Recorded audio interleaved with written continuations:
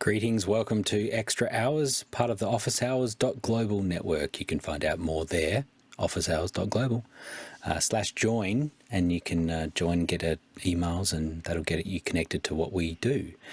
Tonight, what we're doing is we've got 4 of us assembled to have a little chat about some of the things that are current at the moment. We'll take some questions. We've got a couple of questions that have been put in there. So hello to people that are watching live. Great to have you with us.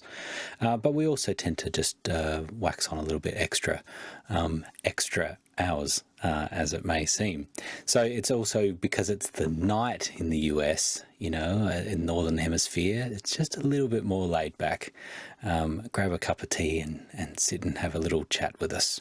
So to do that with us, we have all return panelists.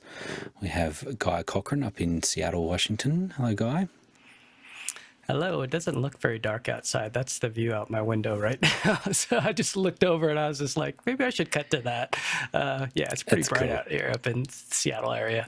Yeah, there's a farm behind my house here. So out that way, there's a neighborhood here that I live in, but it's farmland over there where they grow corn, and there's cows over there. So that's the view out the window to my right. It's such a tease, Guy, because you're like, look, I'm basically on a farm and I have 10 gig fiber.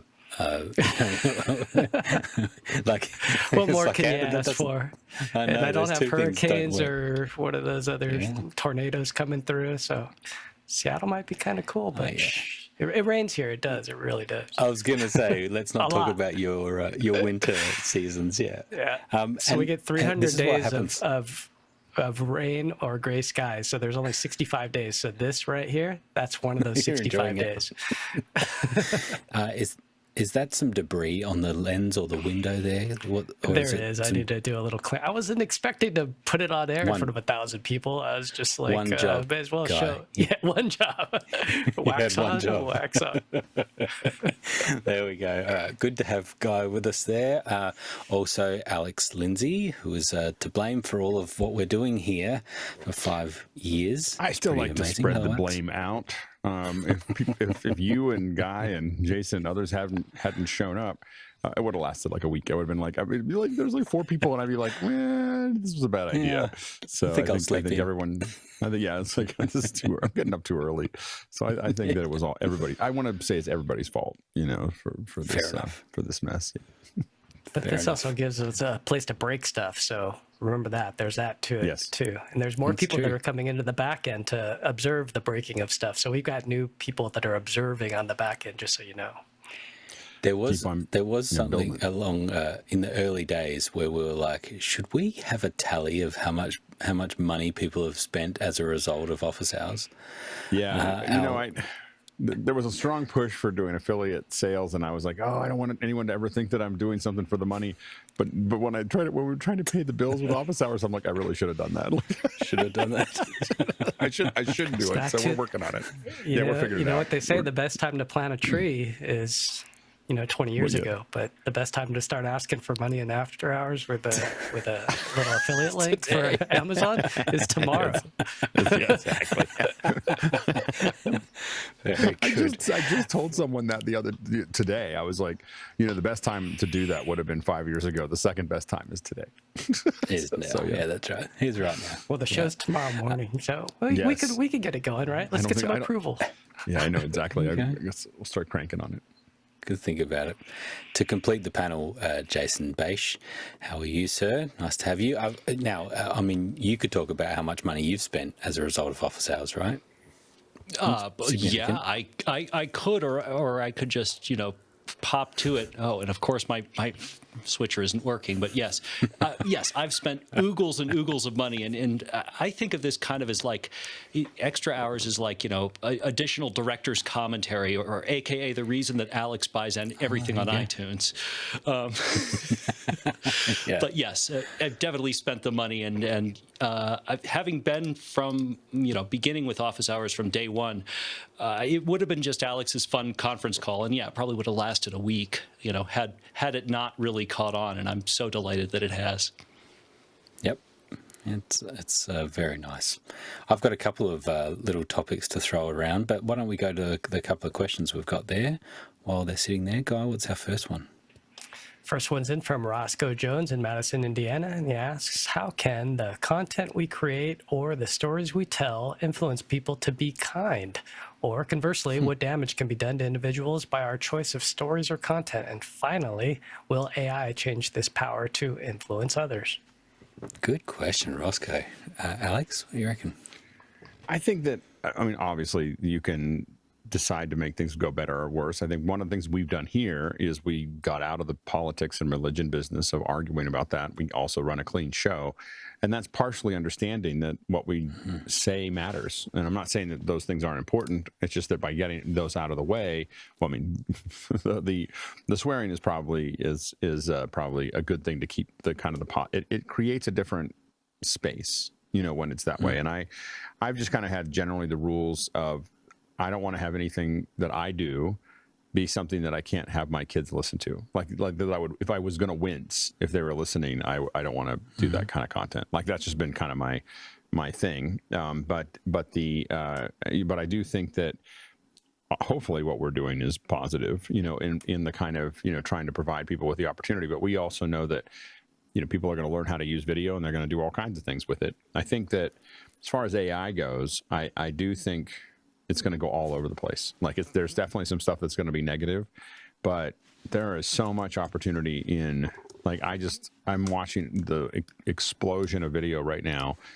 which is like the explosion of images probably 2 or 3 years ago, but the explosion of video right now of being able to, and there's like, you know, stuff that's funny and stuff, and, you know, everyone in Hollywood's worried, but what I'm most interested in is these ideas of making the past real for people, whether that's, you know, biblical things in Gen Alpha, you know, like, you know, things, or just historical, like Washington, you know, there's a vlog from Washington during the Revolutionary War, which is pretty funny. And so the, you know, like, but it gives, but I can imagine using those in history classes, not because they're perfectly accurate, but because they give, I couldn't use those ones because there's a lot of really Washington swearing. I was like, I don't know if he really would swear that much, but anyway, but I think that the idea though is this idea of making something really real for students and making something, and I think that we're going to be able to visualize ideas, visualize the history, visualize the future in a way that we never would have had.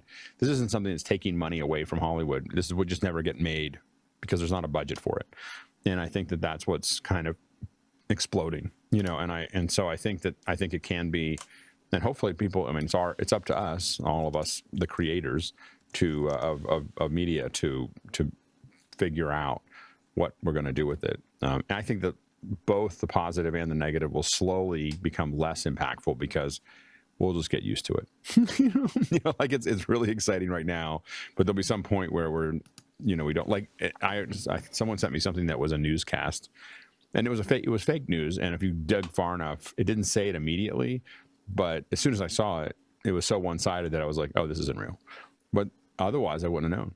Like low resolution, kind of playing back and showing something from the news. And you were like, oh, that's not, you know, like and I realize I'm going to get to a point where I just don't trust what I'm looking at very often. You know, and I think that's going to be a really interesting thing.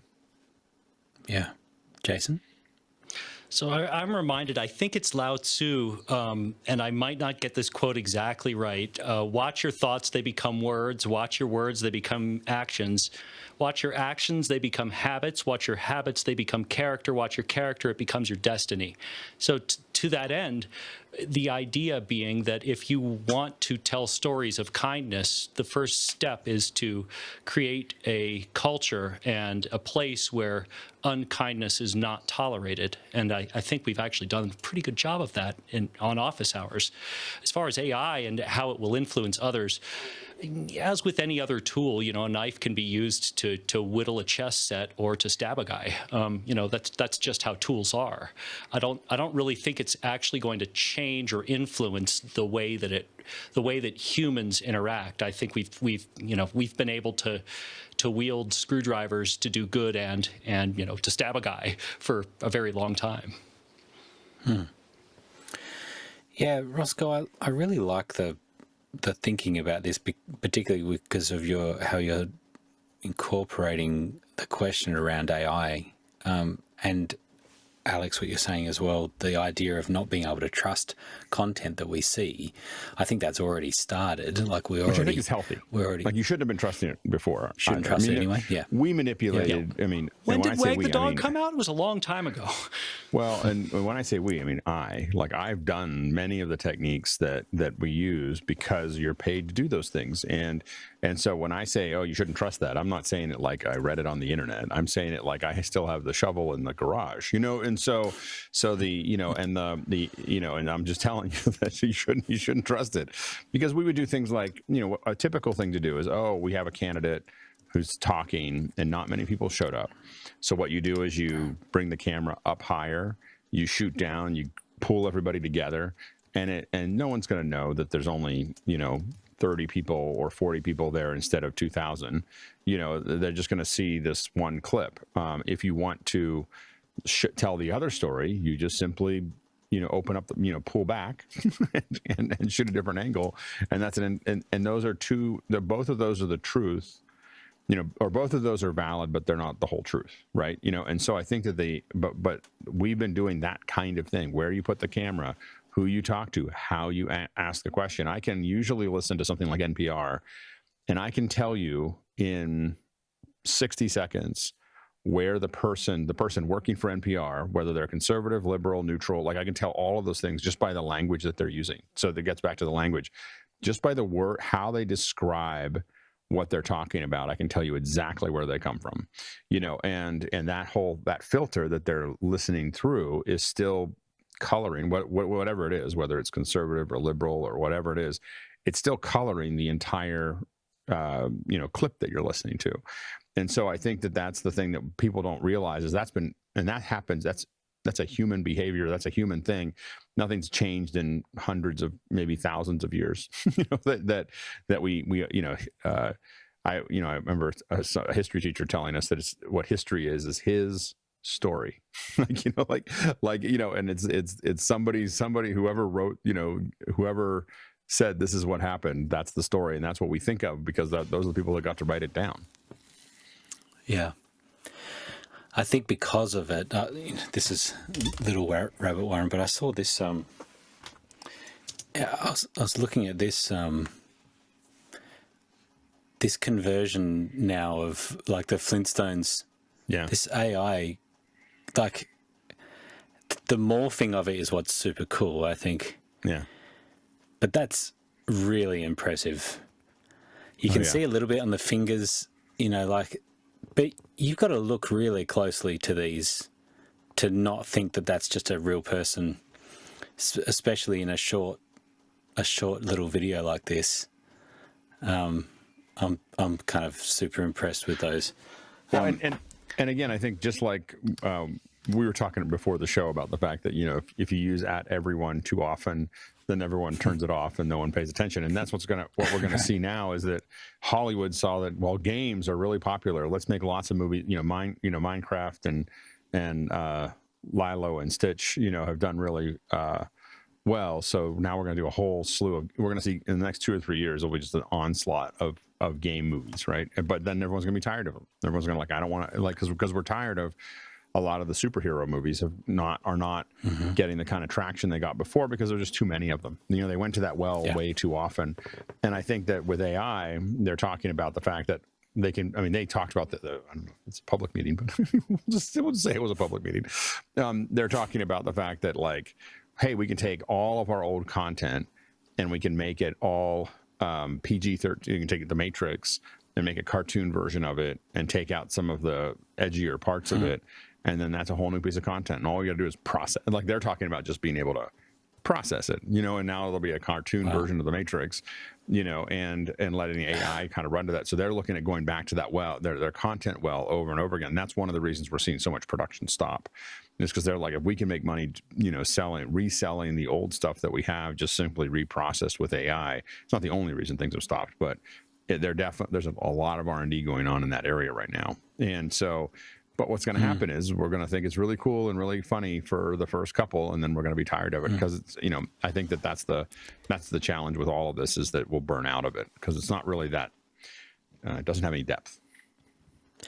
Yeah, I think it's the humanity that we're looking for, and and that's what I like, Roscoe, about what you're asking about kindness. Kindness gets to the heart of who we are. I was saying, like, to ChatGPT, I was just like, define kindness. It's a quality of being friendly, generous, considerate towards others. It involves acting with care, empathy, and concern for the well-being of people, animals, and even the environment, often without expecting anything in return. And I think we see a lot of the opposite of that. And when Alex, you talk about having a clean show and steering away from things that divide us, technology has been the thing that has kind of brought us together in office hours. But actually, underneath all of that, there is the kindness of sharing knowledge. I saw a video recently. Actually, Guy, you pointed me to one of your content picks was the guy on YouTube. I can't remember his name now. That posted a 6 hour course on like marketing and stuff. Caleb Ralston. That's it. Yeah. So in that first video where he does it and he's on the motorbike and he's talking about it, one of the things that's really stuck in my mind is that when people are asking him, why would you just share content? Why would you share a 6 hour, course when you could seriously sell that for a couple of grand? His response is what stuck in my mind, this statement, which is, you freely share knowledge and you sell the personalization. Yeah. I was like, I remember that. Yeah. That was one of those ones that hits you. I mean, it really is. It really does. Yeah. And I think that's exactly what we're doing here. And Alex, I think, we've spoken about this many times, but the difference for you when you were talking about doing Hangouts and holding back all of the the IP and not wanting to share any of that, it ends up kind of dying in a way, whereas you've totally done it differently now. And I would assume that you've gotten work out of office hours, right? Because of freely sharing knowledge, and you're obviously an expert in it. Yeah, and I think that there's and what I've learned since then, I also have the luxury that I don't own a company with 40 employees. Like, I think that's part of it. So when I look back to forgive my past self, a nut that I had to fill a nut that was $500,000 a month had to get made every month for me to keep going. Like, that was what I had to gross every single month to keep the lights on. And we would enter the month, 80% of our jobs were booked in less than 2 weeks out. So you're entering every month not knowing where the money's coming from. And we did this for for 7 years. Like, it was just like this crazy, just constant. And then the music stopped, but it was like driving 90 miles an hour behind a Mack truck, just right behind it, like the whole time. And so I didn't have the luxury. Is there a middle ground, do you think? No, there is. The thing that I do here more than I did before is I don't have as many employees, but I reach out to a lot of people here to hire them to do stuff and to find places. So the idea is the culture doesn't live inside the company. The culture lives inside of office hours, and so the thing is that we're, I'm meeting all these people and getting to know them. And, we've got this little program that we're starting up where, we're going to have some people going to theaters and so on and so forth. If it keeps growing, there'll be a full-time staff of 30 to 50 people, a year from now or 2 years from now, that have to manage lots of other people doing the same thing. But the goal is that I'm not trying right now to how do I hire a whole bunch of people and then have this huge amount of overhead.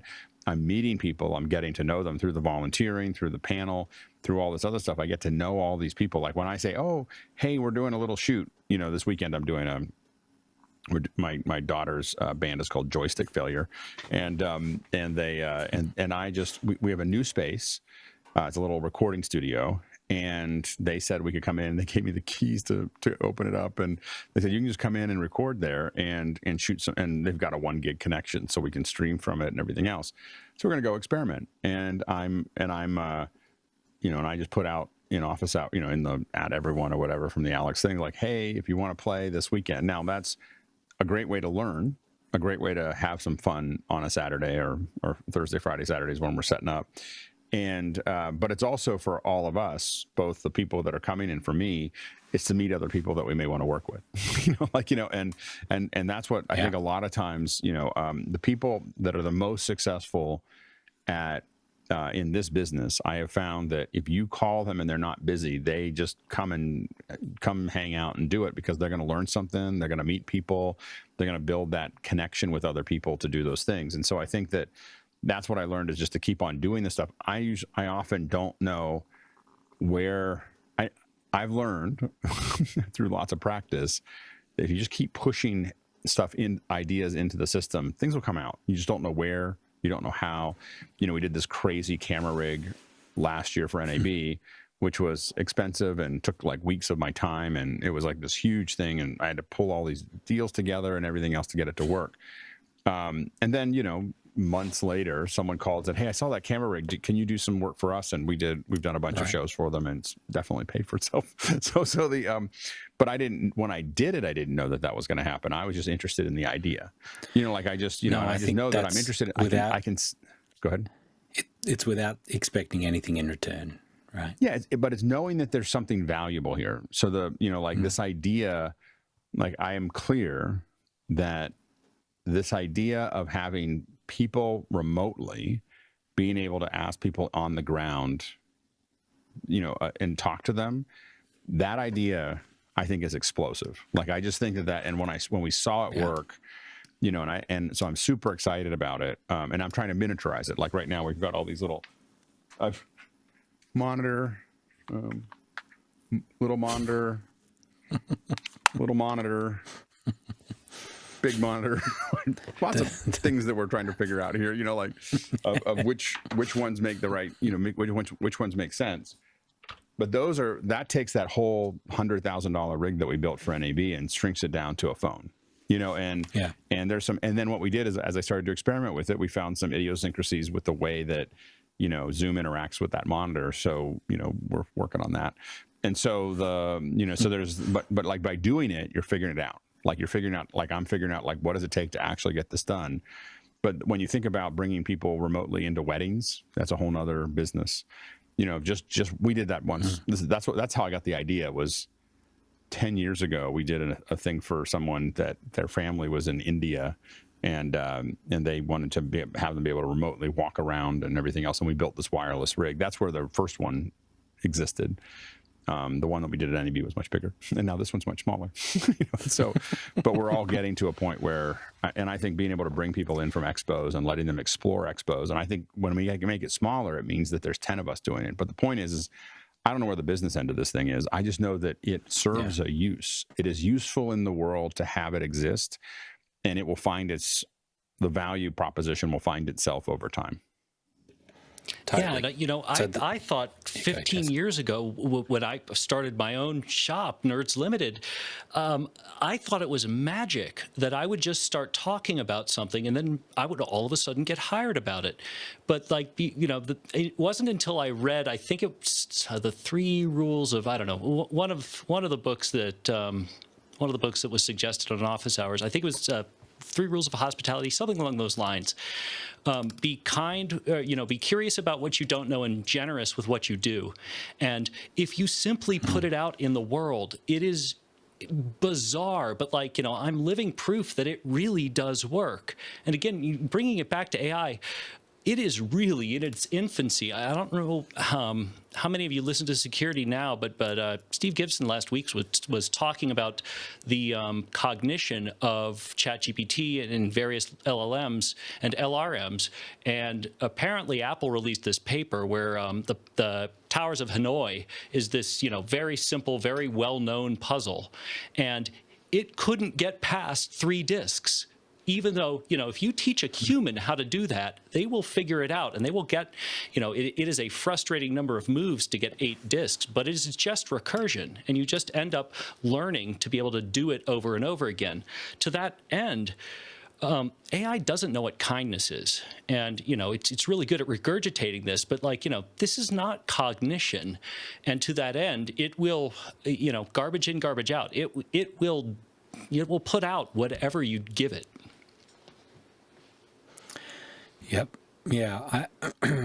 I think that the change is happening very fast. I don't disagree. I think there's some things that are in its infancy, but there's some aspects of it that are kind of are changing very, by very next quickly. week, I guarantee the towers of Hanoi will be solved. Well, yeah, it's that type of thing. By the way, I found the original one. Hold on, this is the. So that was the first rig that did the two-way thing. So you can see that we had this down here with a little speaker. Wow. We had this little shoulder rig here, and this was taken May 23rd, 2013. So that was 12 years ago. Like a little Canon. Is that like an XA10? It was the X105, or I think it was the XF105. I think we had a bunch of these little cameras. But it had, and here's the little Teradeks that we were using to. Did it do a Skype call? How are you getting your broadcast? It was over Hangouts. It was Hangouts. Ooh. We were the benefactor of this was someone from Google, and we did all this work for Google. So it was it was like, hey, do you have, do you want to test something? And I'm always like, yes, I'd love to test that. So we were given access to a wedding that we threw. Again, we were able to find an internet connection there, and then we built that, and it went over to like gangbusters. The problem at the time was that I couldn't think about how, I think I've talked about this in the past. This is the problem that all companies have, which is that you have a certain, like you're working at a certain level. Like when you're doing little jobs, you can't imagine doing big jobs. But when you're doing big jobs, you can't imagine doing little jobs. Like, so a wedding that might generate $2,000 for a Saturday or something like that seems like a good idea, but we couldn't think. I didn't have an apparatus to grab onto anything that was less than $50,000. Like it just like I couldn't like put my fingers into that and figure it out. Just too many layers of the way our company worked at the time that you just couldn't get into low budget stuff. So lots of things that we saw that were valuable. We did these 360 weddings I've talked about in the past. All these things, they were like, oh, I could probably charge $6,000 or $8,000 for that, but I can't do that job. I can't be doing that job and then paying attention to the ones that are that have a lot more revenue. And it's hard to imagine not being able to do both of those things, but you also can't have your brand connected to things that may not work or maybe come out schlocky or something like that when you're kind of known for one thing. And I think you see this problem in Hollywood all the time. Like they have this, like, this is the way that a movie has to look and how it works. And they're getting their clocks cleaned by people doing, off color, but hilarious stormtroopers. Like it's, I don't know if the stormtrooper stuff is, but what's funny they're great. They're great. But this gives you the sense of like the first weekend, I just thought the stormtroopers were the best thing since sliced bread. By the second weekend, I was like, we'll watch a couple of these. And then by next weekend, I'll be done. Like I'll be like, okay, I don't need to see any more stormtroopers. And that's the challenge right now, is that the AI is really cool, but it's also an inch thick, like an inch deep, right? The water, there's nothing deep about it right now. So we'll see if people can turn that around. But I do think it's just another tool. A lot of scribes went out of business when the printing press started. A lot of, there's all these, I feel like you can almost just keep on repeating over and over again, all these people that get, all these industries that get made redundant because some new technology goes through. And I think that this is, to me as a storyteller, this is just another, AI is just another tool. It's just got a lot of gears, that you don't have total control over. So, yeah. But, I guess I feel like I've been really thinking about it. I really feel like AI is very close to synthesizers and sequencers, because when I first learned how to do so I had an EMU Emax, so it was a sampler, and it had, all kinds of sequencing and everything else built into it. And when I learned it, there's a lot of music that was coming up, but it wasn't explicit like I knew how to play the keyboard. It was playing with these combinations of stuff that had it doing things on its own, and you were kind of finding it. And the same thing you see when people use, a Euro rack or whatever. They have a lot of knowledge and they understand how to, they whisper to it, but there's a lot of them finding something, a resonance inside of what it's doing. Yeah, you were playing with a fancy tone generator. Yeah, so but it's doing a bunch of stuff on its own. I'm not explicitly making every note, and I feel like AI to me feels very similar to that, in that especially when you look at anybody you talk to or anything that I've done, like if I get a great image out of MidJourney, it's generally the result of 300 to 500 images. Like I make 300 to 500 images to get the one that I'm looking for. Now I generate them very quickly, so I can, I'll make 300 to 500 images in, half an hour, on MidJourney, because I have, big subscription. so I just pump out, I just evolve things. Oh, I like that. I like that. Let's make, but I used to say, I like that. Let's make one more, like 4 images. I'm like, I like that. And I just hit rerun like 10 times and just blow up a whole bunch of them and then look at them and go, okay, I like that one, and hit it 10 times. And you get a whole bunch of examples. But it's not like you just typed a prompt in and it just gave you an image. Like, that's not what's happening. No, I think I use ChatGPT in a similar way of the iteration. I got a perfect example of what the school that my son goes to.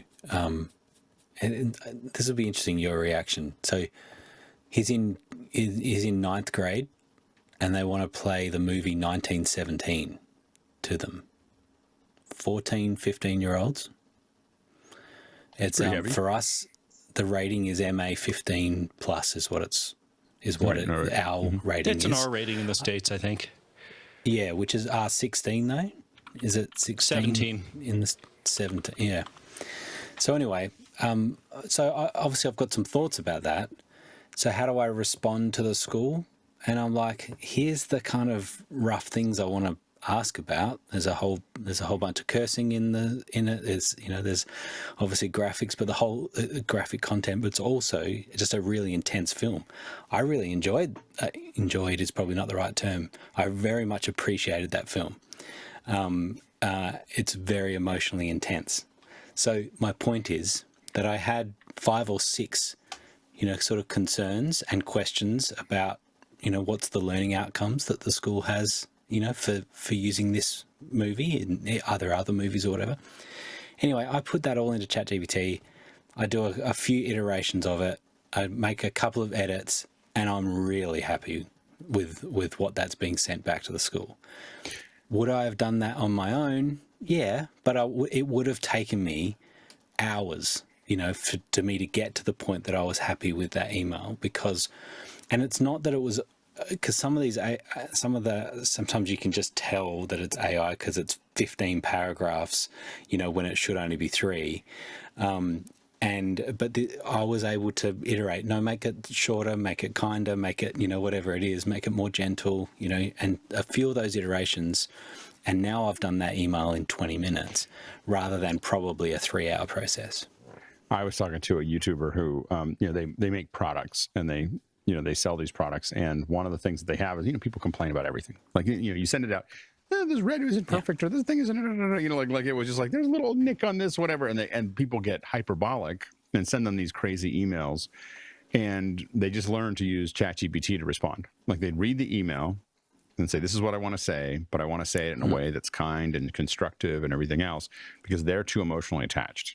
Like, they were just like, I'll respond. And even if I'm trying to write it nicely, there'll be this passive aggressive tone to it that I just can't get out, because I think that what they're saying is dumb, but I need to respond to them, and I need to figure that out. And so and they just said ChatGPT has been the key to the operation, because it just writes something out. They look at it and they're like, that's much better than I would have written. I would have been much people meaner. Want to be heard more than they want to be agreed with, especially if they're just going to write a nasty email and throw it in, throw it at the company. It's so easy for that to cycle up. Like that, you looked at what happened here between Elon Musk and Trump, and you just realize how quickly something can just get way out of hand and people start throwing stuff at each other. And it didn't need to be that way. You can just kind of, and so I think that it's easy for things to cycle up. So you want to say things like that let it calm down. I know that there's certain things that I find trivial, or just, I don't know, like a waste of time, like cover letters. I think no one reads I don't know if anyone reads the cover letters. I never read the cover letters. Yeah. So you have like an RFP and you have a cover letter, or I had an RFP that was like, I don't know, 40 pages deep. And I was like, oh my gosh, like, I am not going to write all of this. And I just went through and had all the sections. I didn't get it, so I can talk about it on the show. So it was like 40 pages, and I would have been really mad if I'd done that all by hand. But I told it what I wanted, and then it would just build these sections. I'd read it, change a couple. Oh, that's not quite accurate. That's not quite what it, that's not exactly what I want. So but it was like having an assistant. And I think that one of the things that a pretty smart assistant, like pretty good at it, what they do. And I feel like that's what people miss when they talk about AI, is that there are people who have had the luxury, directors, executives, people who have staff around them, that they didn't have to do everything. There was all these staff members that were doing it for them. They could just be creative and just say, this is what I want, and then things go happen, right? And AI is giving that ability to a lot more people. You know, like George Lucas and his red Sharpie, right? A small staff to, you know, figure stuff out. But anyway, it's interesting.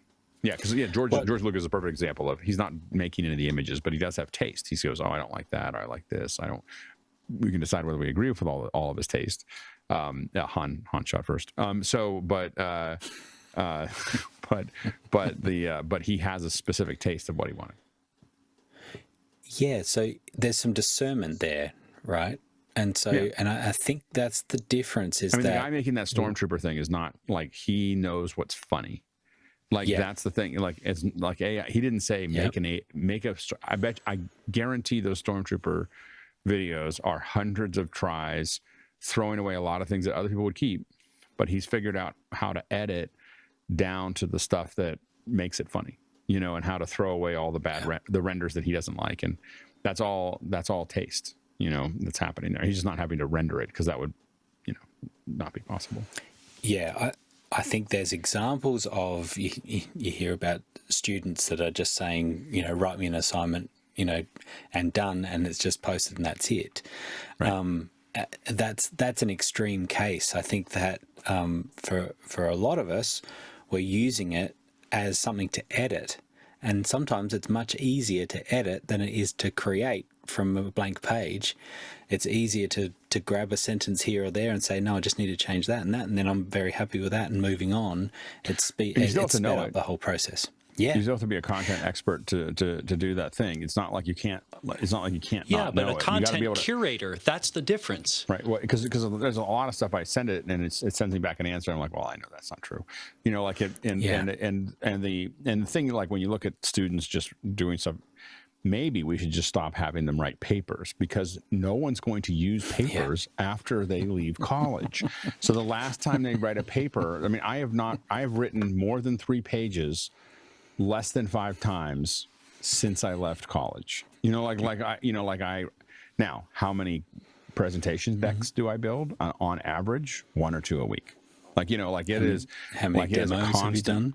Demos, and it's demos or decks. Yeah. Like that's what the entire corporate world lives on, is demos and decks.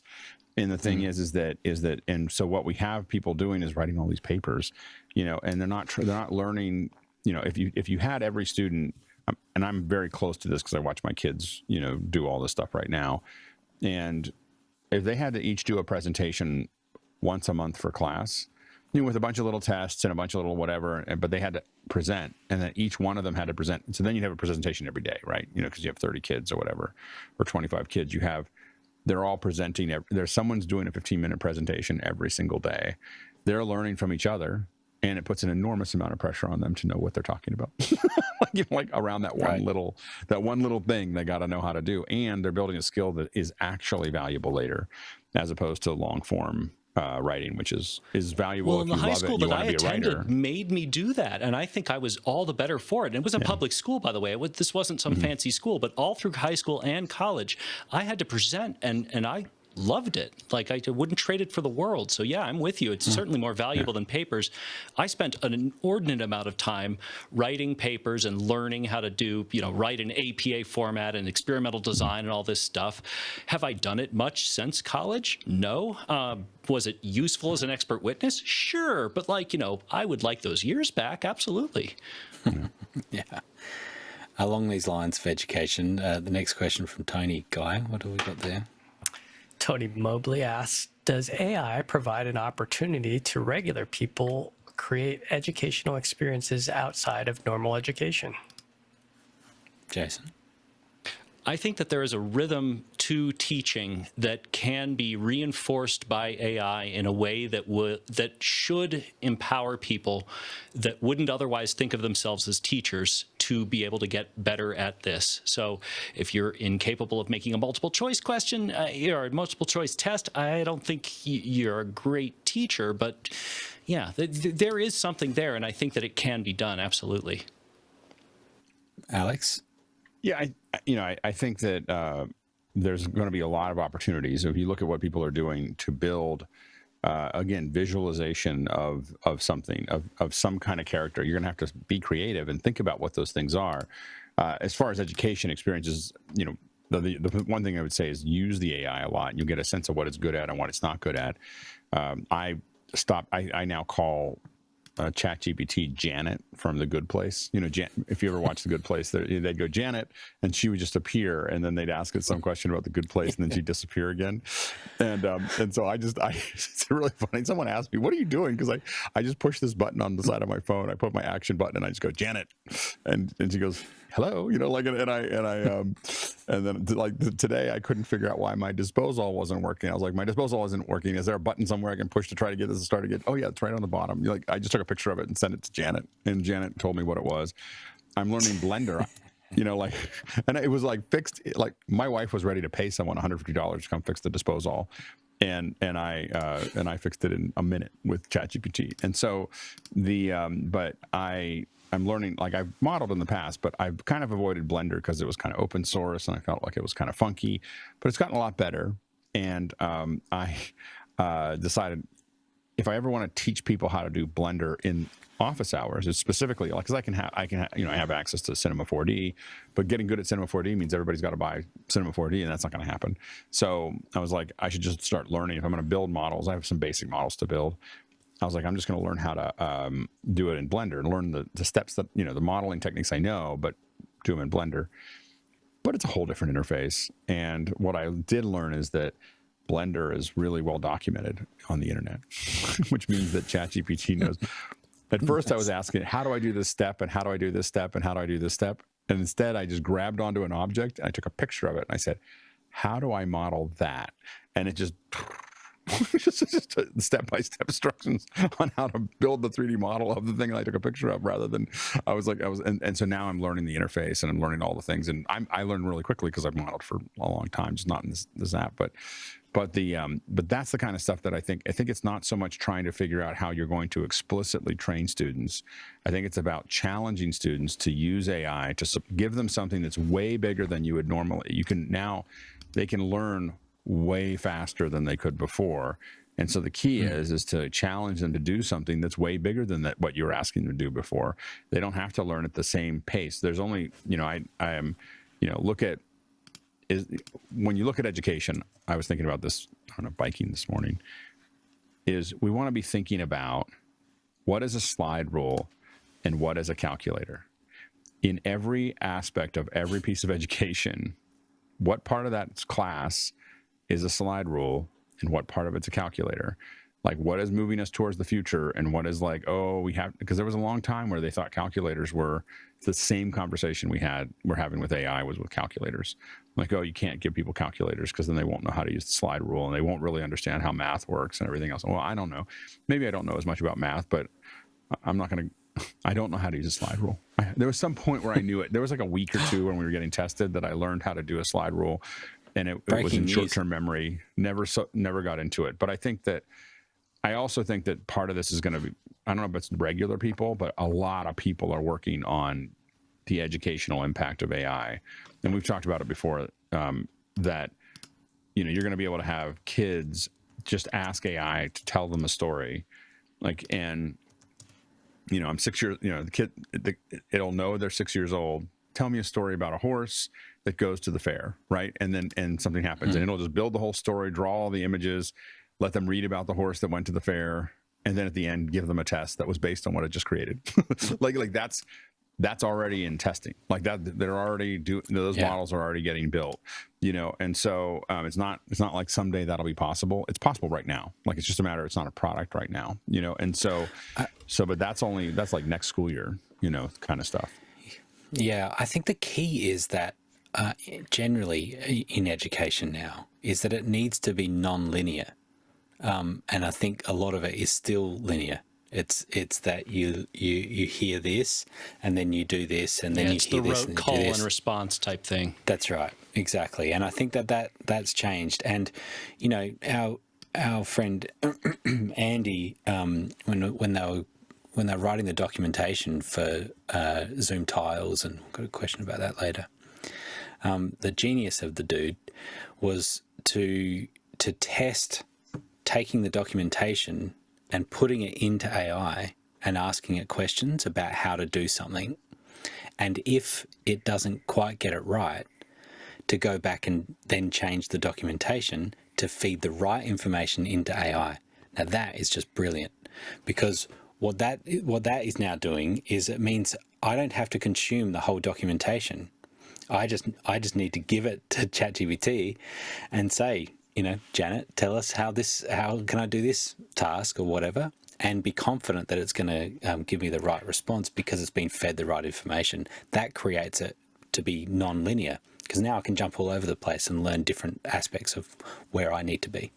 Yeah, and I found that taking books, you take a corpus of information and you throw it into something like Notebook LM, and it makes that little podcast, which is cute, which is kind of funny. But mostly you can just interrogate the book. Okay, what about this? Who did this? And how does this work? And what does this look like? And what's interesting is that what I've learned now is that I get into the books, I start reading them, and then I'm like, oh, I got a question about that. And so I start asking it. But when I ask it, it now has all these books in its head that it's going to answer that question. Yeah. And that it's going to answer this question based on that, the writer. It's a really fascinating, and I think my biggest frustration now is that I can't, and I'm hoping Amazon fixes this or something, but that I can't take all these ebooks that I have in Kindle and plumb them into. I have not successfully, I know that there's ways to do this, and I just haven't successfully figured out how to rip the EPUB into a PDF or into a Word doc or whatever. I don't want to steal it. I already paid for the book. You're not stealing it. You already paid for it. I want to put it into Notebook LM so that I can interrogate it. That's the challenge. Jason Snell's pick from a while ago on MacBreak does a pretty good job at that. I have a more work. Oh, yeah, it's tricky. You'd probably have to get to him directly. I have a down to like real life use thing that I think I sent you, Grant, like right around when we were getting back from NAB. I had a client with a whole bunch of just giant coin collection, and what I ended up needing to do was get vectors of like American currency for the last 200 years. And now, keep in mind, I know Illustrator inside and out. I can do it blind and backwards. But, when it comes to creating, a quarter, like doing this well, no, that's the wrong one. Let's go to 7. Doing this really well is surprisingly difficult.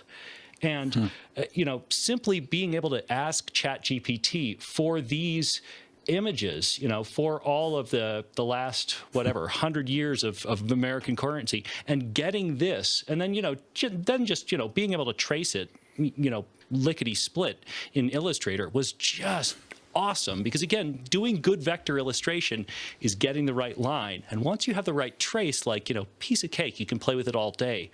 It was astonishingly better than any other image generation, because I asked it for something that's very simple, that there's a lot of there are a lot of pictures on the internet of a quarter, so that was an easy one. And one of the things that Tony brought up was project-based learning. There's this huge fight right now online. I mean, I follow a lot of teachers on Twitter or X or whatever you call it. And but project-based learning versus direct instruction. The idea is, you got to tell them all the things and then test them on the things. And my answer is it's a bit of both. They're not ready. Someone's not ready to hear the new information until you've broken them with a project.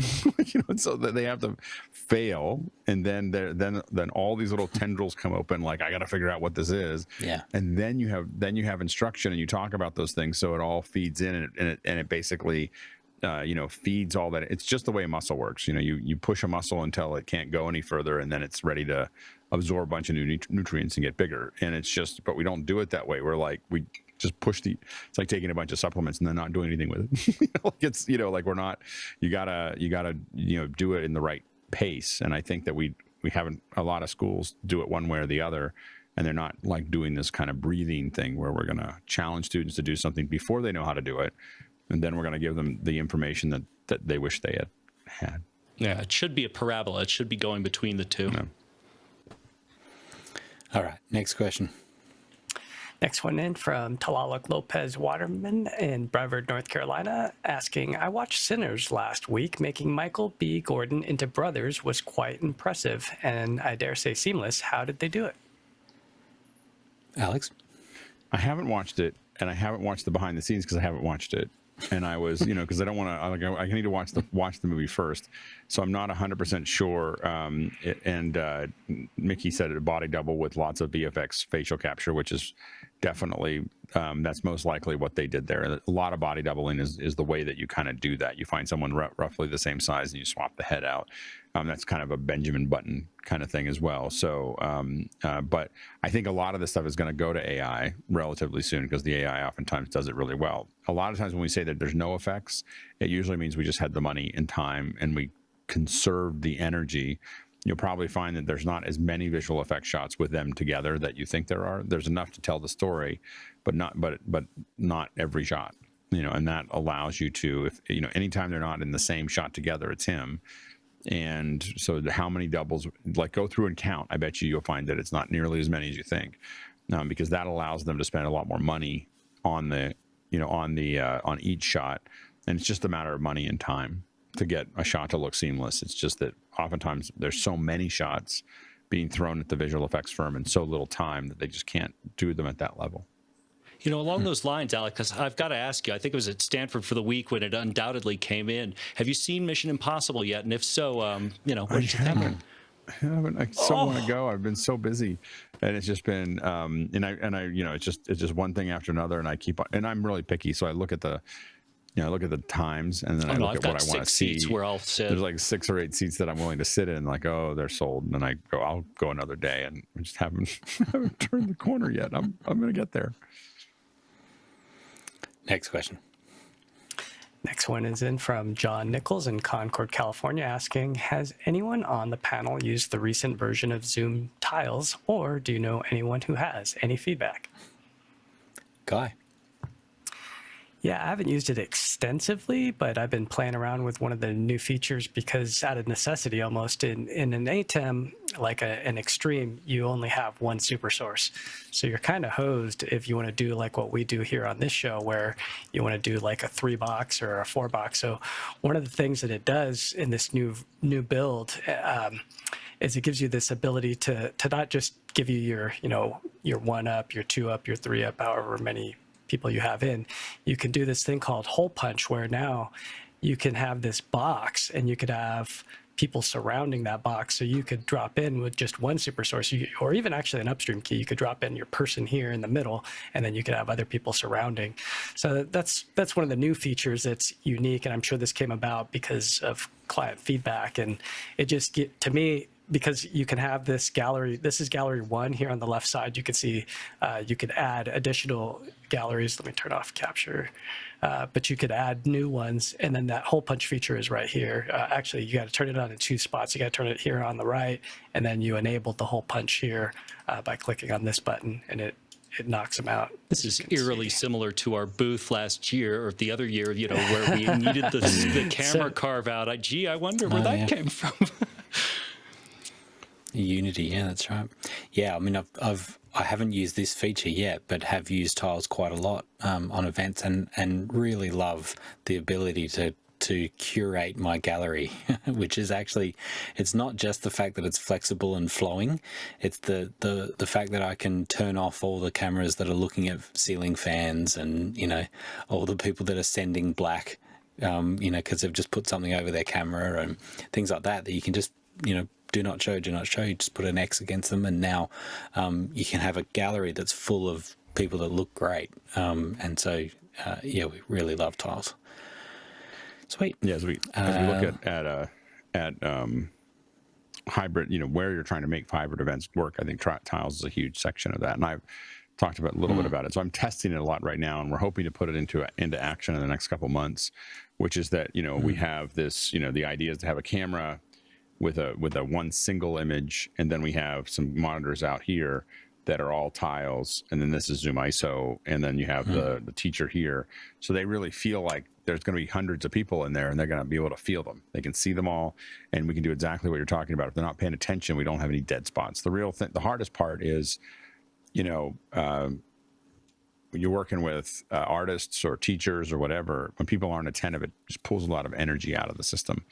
And so just being able to knock them all out and let people know, like, hey, they're not going to see you if you're not attentive. Like, like we're going to take you out of the thing. And that kind of also kind of wakes people up to there. And then when you do the, we believe, and we haven't done it for this exact build, that shooting over the shoulder will kind of tell that story as well. So I was just about to say, having a reverse angle on that, just dropping that shot in once or twice in the show makes all the difference, because now people know that they can be seen, and they get context of, that they can really see us, or they can see us when we're laughing or waving or whatever it is. So absolutely. Exactly.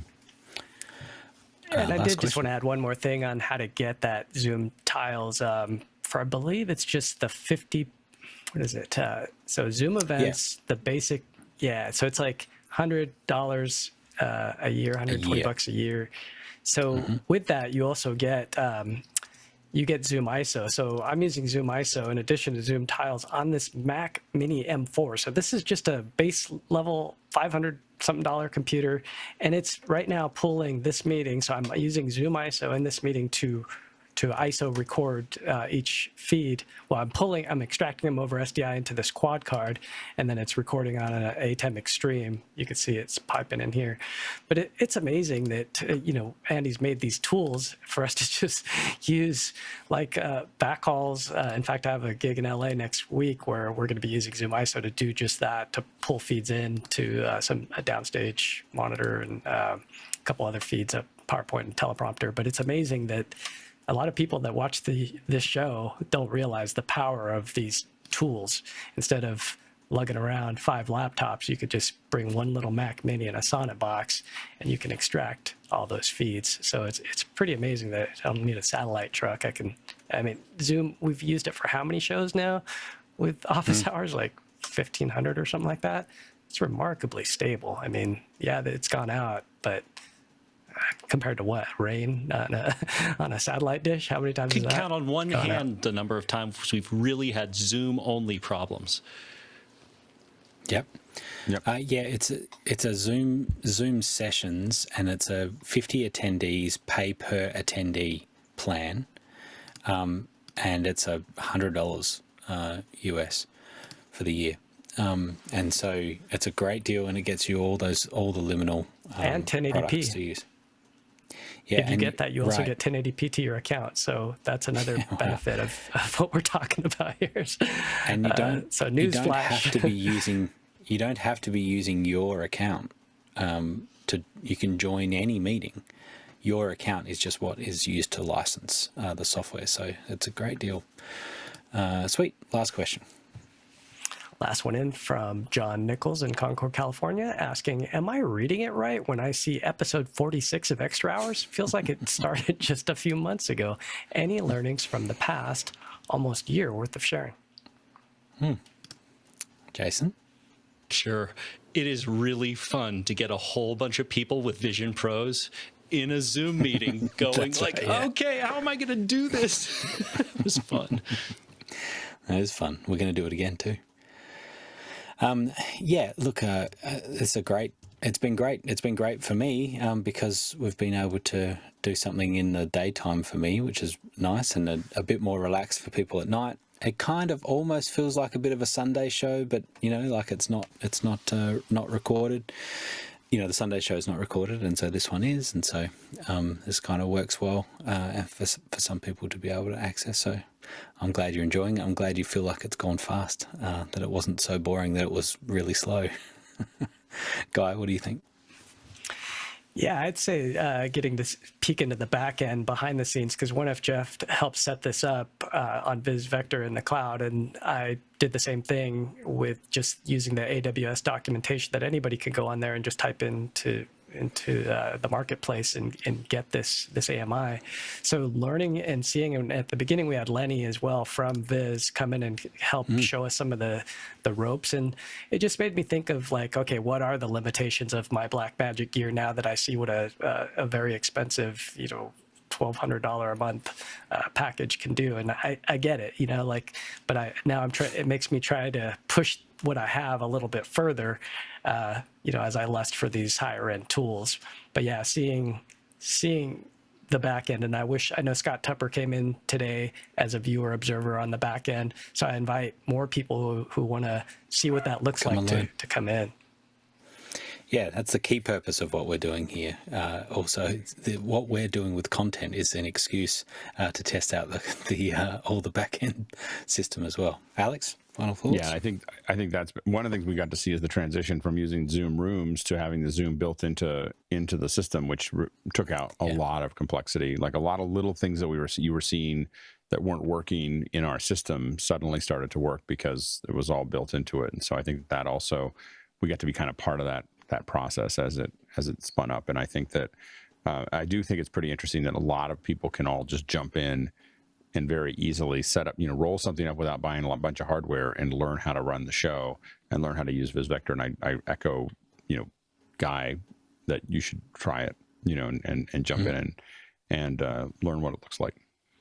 Well, even the TriCaster Mini S, the software that's kind of the baby version of Viz, is now only $100 a month, or you can perpetual license that one out for, I think it's like $1,200 for eternity. So if you only need 8 inputs, that might be worth looking at too. So again, benefit of learning these back ends is going, all right, what's out there? What needs do I have? Do I want to use an iPad to switch? Because there are some cool things that you could do with Viz as far as building buttons and things like that. That's why I'm starting to look at Mimo Live a little bit stronger too, because I'm like, holy cow, like these are the tools that the big boys use in the Rosses and the Viz.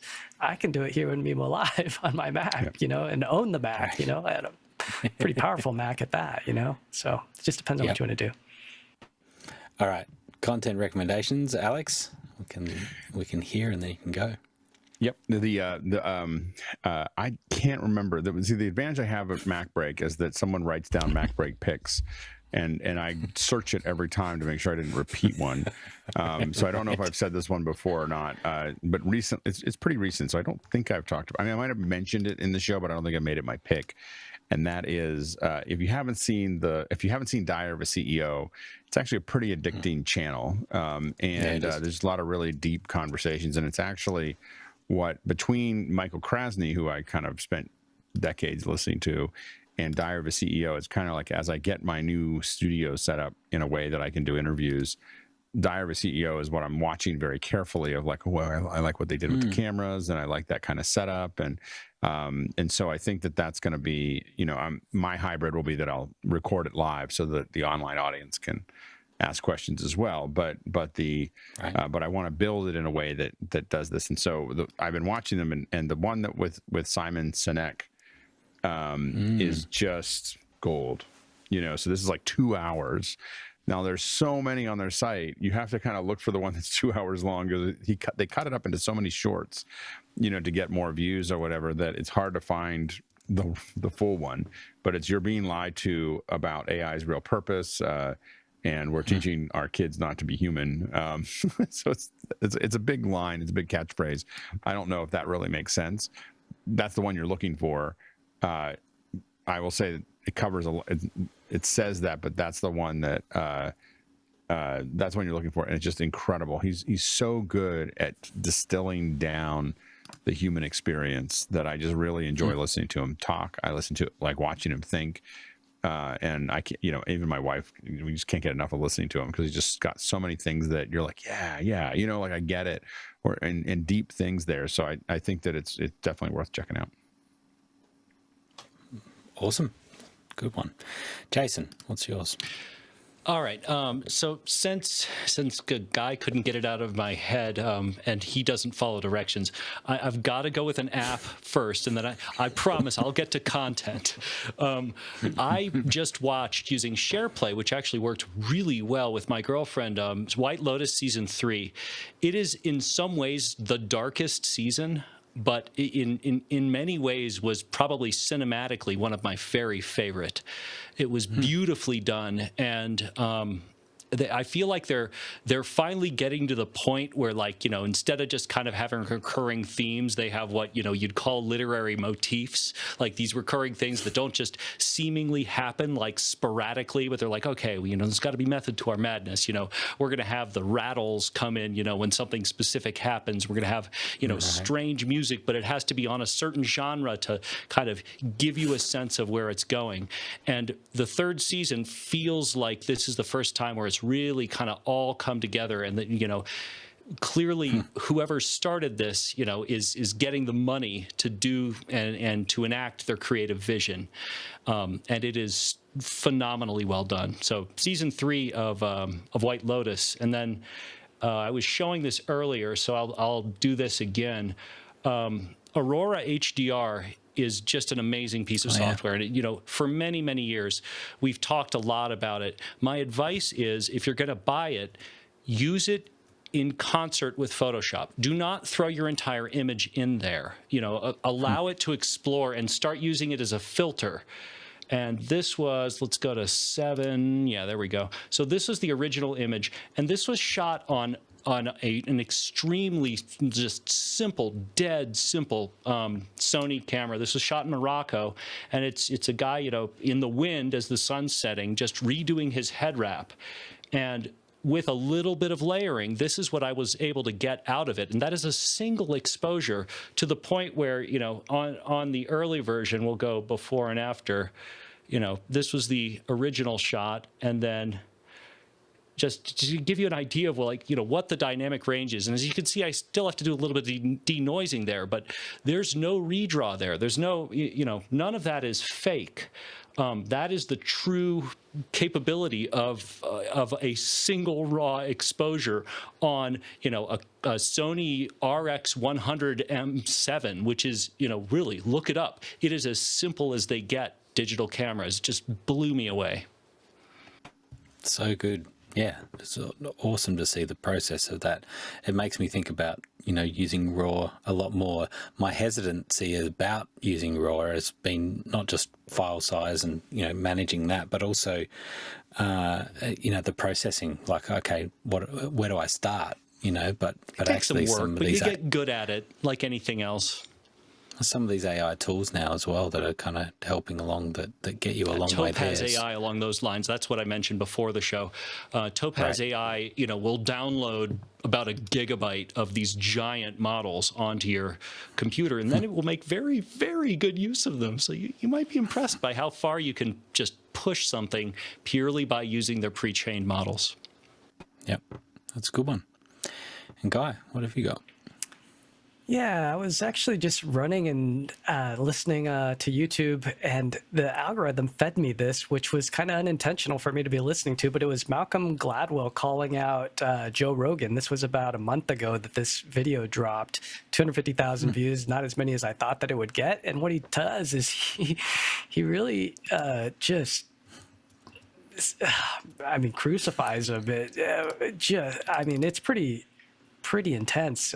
He calls him out where Joe Rogan's interviewing Robert Kennedy, and some of the things that he's asking him, he's just like, did you listen to the reply? Like, so us being in this meeting and Grant being the host, you learn a lot of things as you start to host. But one of the things is, the greatest gift is you're an advocate for your audience, and the greatest gift is your presence.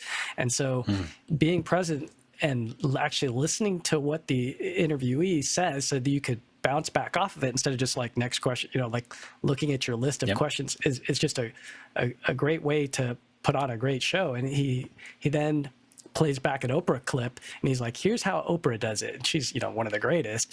And then he goes into this other interview example of where he was interviewed, and he didn't mean to cry on stage in front of a bunch of people, but the interviewer shows just how this guy listened to what he said intently, and then just dug deep after it, where Joe Rogan, he brings up multiple examples where Joe just lets stuff fly, like and Joe's, you know, one of the most popular podcasters in the world, and he's just like, bro, what are you doing? Like, you're like supposed to be the greatest, and you're letting this stuff just get away. So I was shocked that he called him out like that. I mean, I was running, listening to this, it stopped me in my like I'm running down the road, I run 2 miles in the morning, and I stopped when he called him out like that because I was so shocked that he would, Malcolm Gladwell being a great author would call out Joe Rogan like that. So listen to it. It's if you do shows, it's well worth listening to.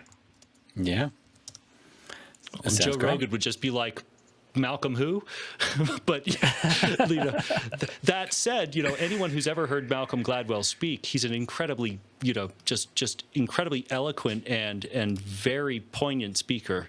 And his thoughts, it's very clear that his thoughts have a big buffer between his thoughts and his mouth. And he wouldn't do this if he couldn't do it well. Yeah. Good one. That's a nice one. Cool. Mine is let me see if I've got it here. This is what happens when I start following the links that people are sharing, which is what happened. I had mine ready, and then I started looking for yours. All right. So this one is a guy. I'm going to show you here. So this is, now I can't even see his name because I've hidden it. Hugh Ho, Hugh Ho, Hao. I think it is. Hugh Hao. Hugh Hao. Thank you. Couldn't quite see it. Now, have you seen this guy? Not this one, but I've watched a ton of his stuff. That dude's awesome. He's the most on the cutting YouTuber edge. studio I've ever seen. I know. But what's unique about this is that, as you can see, it was posted a few days ago. The way that he has consumed all of the announcements of from WWDC that relate to immersive, wide angle, 180, 360, everything that relates to the announcements, particularly for Vision Pro, and then kind of condense that all into this video is remarkable. The thing that's really cool is he works through all the different formats, the different cameras that are being used, and then the workflows that are required to be able to do it. Because you can do like the latest GoPro and the Insta360. There's content on those now. He explains it really well. This little part here is explaining that even that that's display great. is really showing how you can take these wide angle cameras and then view them in Vision Pro without distortion. Is very, very cool. So I'm really looking forward to sort of playing around with that. And it just explains the difference of what you would normally see if you're seeing it just on a flat screen. It often distorts the edge, whereas there's extra metadata that's being stored in the file that Vision Pro can read, and it's showing. Anyway, I recommend this video. If you're at all interested, I do understand that this is still kind of cutting edge, and maybe some of this dies away, but I'm not sure. I mean, I think it's here to stay. I think the quality immersive of it isn't is going so good. anywhere. It's just a matter of what we do with it. Yeah. So the Blackmagic camera, the immersive camera, is going to be a big deal. He's getting access to one of them as well, and so he'll have a great review of how that all works and the workflow of it. And so I've found that particularly interesting. So to that point as well, we've mentioned a couple of times that we want to do another personas, Apple Vision Pro personas show, and so we'll get Marcelo back, and Jason will be on a course as well. Guy, if he can get enough work, we'll buy a Vision Pro, and then he can join us. Do you know, one thing to remember is that there's a good return policy at Apple, Guy. So it's very generous. Just get one and use it for 30 days and bring it right back on day 29. Do you know Another little known fact with Apple as well is that they do a brilliant holiday return program. So you can buy at the start of November and return it in January. 3 months, yeah. Yeah. So maybe we'll get a heap of people to buy Vision Pros in November. We'll use it for 3 months and then they'll return them all. The only issue is you don't want to accidentally drop it or do something where, okay, get now I Apple need to Care. buy It's it. worth the money for those 3 months. Yeah, get Apple Care. Did you see, Jason, did you see Marcelo had this like spider web type cover I'd not seen? Yes, like this, yes, I've seen those. Super cool, right? Super cool. Yeah, it is cool. I'm interested. I think I might need to get one of those. If I had a 3D printer, I would have made one. I mean, they started, I think, on Thingiverse or something, and I guarantee, someone will overcharge me on Amazon because I don't have a 3D printer. But yeah, it is a fantastic idea because it's the equivalent of like the bumper case for your phone. I don't have a screen protector, but basically being able to do this in a way that doesn't interfere, because those, I baby mine to no end. And it still, it still bothers me when, it's not in its case every second. I know. I do the same thing. There we go. Well, thank you, everyone. That was another interesting show. We've said before, Alex had to leave on the hour, and so. But I have decided that when we can have Alex on, that I tend to have a little bit of a smaller panel. And then when there's no Alex, we have a bigger panel, and that's because we can listen to some Alex rants and dive into a little bit more. It tends to take a little bit longer, so it works well. Alex is 1.8 panelists. That's the way it is. There you go. Yeah. I thought it was 2.23. How many you know Alexes? what? Depends on the day. Yeah, actually, the back-end team probably we should have maybe like a 6-up, and we'll just have 2 with Alex in it, and so it's just really clear. And then Alex, what would you like to say? And then Alex number 2, what would you? Alex number 2, what would you like to say about this question? There you go. I was going to bring up the tiles and just make it all go around. A bunch of them repeating. That's so good. So speaking of the back-end team, thank you to Alan, Peter, Robert, and Taylor. And Scott as well, for jumping in and taking a look and messing around with central controls. All very, very cool. As we said, this is it's half the content that we make, and then half the excuse to give the back end team something to play with. Right? It's always hard. It's always hard trying to do a show or sort of train without having a live show to do it with. So that's a big part of why we're doing this, is to play around with these tools. And I'm sure that people that have played with it for 40 weeks or more are now proficient to be able and confident to be able to do other shows on it to get some money back for the time that they've invested in this. So there you go. Oh, yeah. And this show powered by AWS in the cloud. AWS in the cloud. That's right. Yeah. Awesome. Well, thank you, Guy and Jason and Alex as well. It's nice hanging out tonight. And let's do it all again next week. Thanks, everyone. Bye-bye.